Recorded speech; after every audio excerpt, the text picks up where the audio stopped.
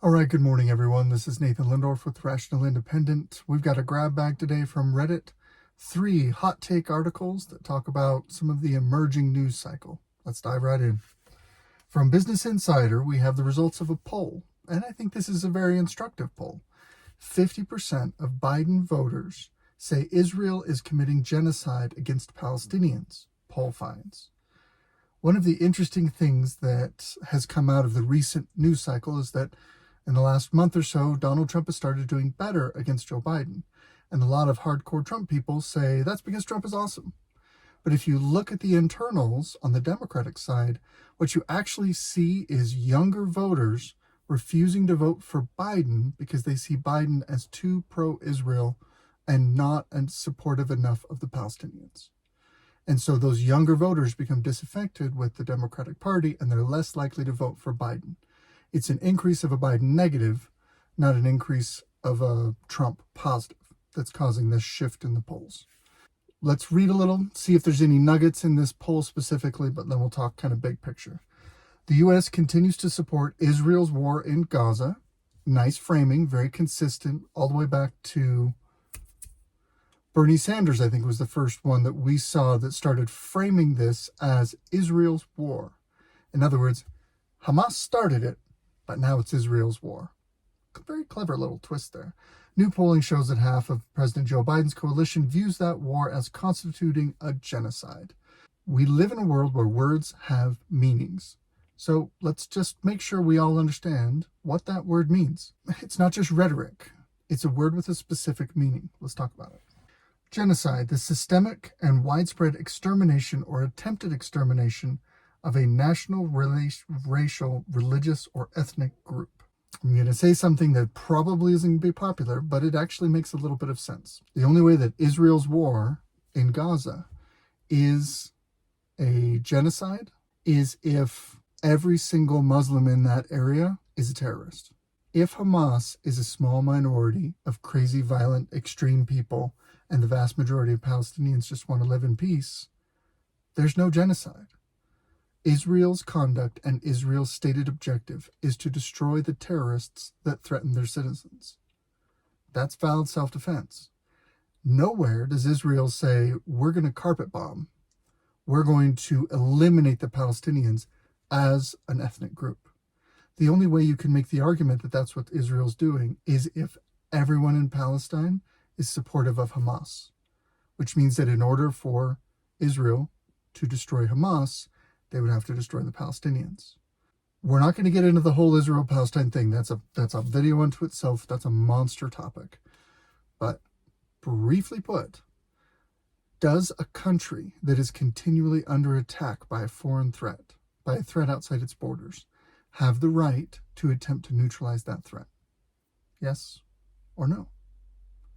If the answer is yes, then Israel is not performing a genocide. If the answer is no, you'll have to justify that answer. Because a lot of people talk about Second Amendment being, all about guns. Woohoo! Because guns are fun.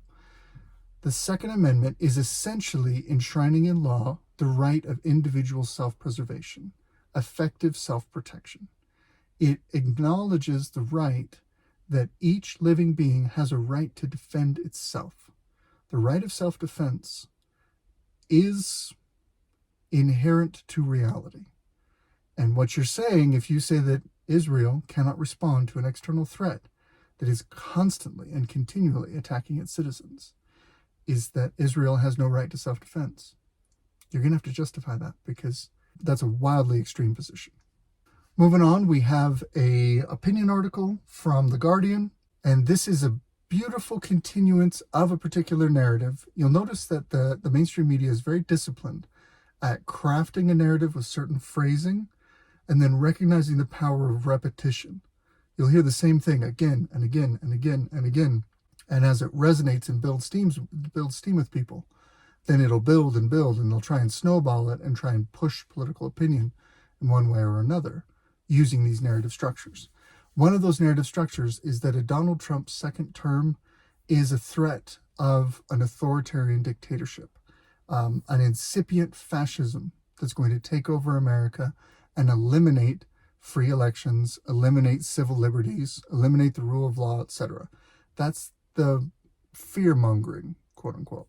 We must start urgently talking about the dangers of a second Trump presidency. Well, we've covered this a little bit. Some people are definitely talking about that. So what does she mean that we must start? With New Hampshire behind, the question isn't who's running, but whether U.S. democracy will endure. The U.S. is not a democracy. But as we've said, that's one of the narrative repetitions that you're going to see from the people who are fear-mongering about Donald Trump's authoritarianism, his incipient fascism, is they cast it as the antagonist, as the bad guy in a morality play where the good side is democracy. But we're not a democracy. With Trump's victory in New Hampshire, the battle lines are drawn, and unless something very weird happens, we're looking at Joe Biden and Donald Trump rematch. It's time, past time really, to sweep away any remaining delusions about the viability of a more moderate Republican challenger, or what a second Trump term would bring. Something that's an interesting historical pattern is every current Republican is more extreme than a past Republican. George W. Bush was the most dangerous, fascist, evil, bad guy in the world until he was term limited and out of power, and then suddenly Mitt Romney was going, or John McCain, or eventually Trump, are now way more dangerous compared to that wonderfully moderate and safe George W. Bush, because it's safe to praise someone who's no longer a political threat.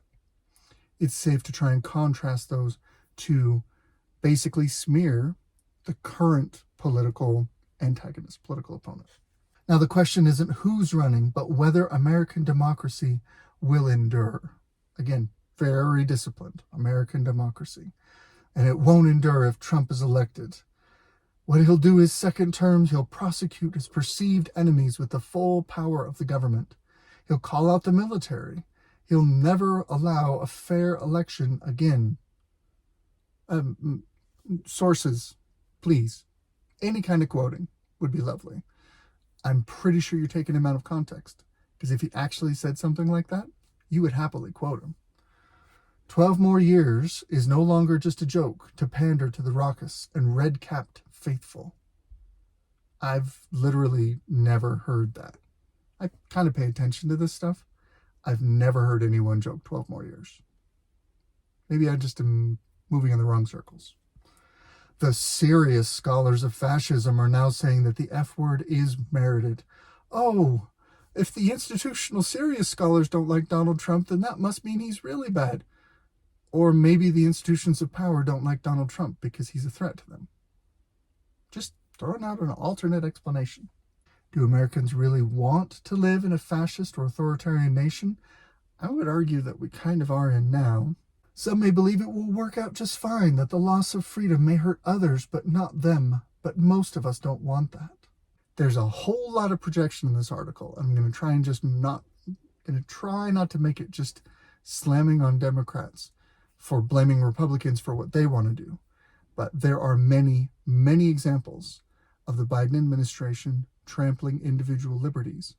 And even more broadly than whatever administration is currently in power, the permanent, unaccountable administrative state tramples on individual liberty all the time. It's basically what it was built to do. And that is, by and large, leans heavily leftist. Newsrooms, big and small, need to educate their staffs about the dangers of fascism. And basically where we're building is this person's point. To their credit, they're saying there's a lot of money to be made in the media covering a tight primary, a contested primary. There's lots of back and forth. You get lots of clicks about, it's called like covering the horse race. Oh, they've got 7 delegates. They've got 27 delegates. Okay, they're pulling ahead in the delegate count. They're projected. That is money in the bank for all the boring news agencies and the newsrooms and the like that don't get a lot of attention unless there's something exciting. And what she's basically saying is the Republican primary is over. There's no point in covering the horse race. Nikki Haley isn't going to do anything. She's the only remaining serious contender. Donald Trump is going to run away with this thing. stop running horse race coverage and switch to talking about general election issues. As far as that goes, that's fine. I actually kind of agree with you. There's not much left. The fat lady pretty well done sung in the primary. So where does that leave us? We should be thinking about the general. I do think it's pretty funny. Again, very disciplined. The fact that many newsrooms now have democracy teams or democracy reporters, they are just all in on this idea that Donald Trump is antithetical to democracy and that America is a democracy and that that's what must be protected, except it fundamentally misunderstands and misstates why America works. That exhaustion is part of the strong man's playbook. Trump creates chaos, and we grow tired of it. Weary of the relentless flow of bad news, the dire warnings, the anxiety, we retreat into our personal lives or our political bubbles. Trump creates chaos. He's a private citizen. He's not even in politics right now. He's trying to get back in. You're saying that one private citizen is the cause of so much chaos that people are overwhelmed and exhausted and withdraw from political life. He thinks the lady doth protest too much. I think it's the media that's causing this chaos and fomenting this exhaustion. This is something that's worth talking about briefly. There's a lot of histrionics. There's a lot of emotionally charged language to talk about the idea that there's a right-wing plan to dismantle the federal government and install allies of Donald Trump past the election. Okay. There's two ways you can look at this. One is the permanent administrative state is a threat to the American people, and that it's far past time for serious change candidates to run on a platform and execute a platform of going into DC and clearing out a bunch of the overreaching, unconstitutional federal infrastructure that is completely unaccountable to the American electorate generally and needs to be reformed. That's where I'm at. You could also say, oh, he wants to retool the American government to be more like his personal vassals. He wants to take out these existing virtuous civil servants who are just trying to protect your freedom and replace them with lackeys that will do his bidding so he can be a dictator. I mean, if you believe that, you can believe that, but I don't find that credible at all. With the clarity of the New Hampshire primary behind us, it's high time to take things seriously. Well, I give them props for their discipline. Democracy, democracy, democracy. We're not a democracy.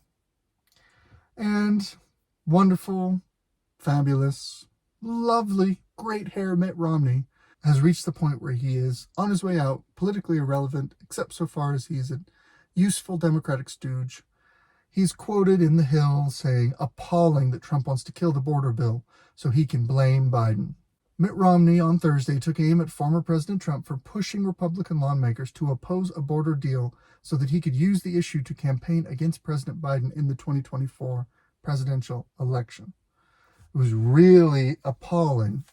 It was really appalling that Trump would try to prevent progress on addressing the surge in migration at the southern border.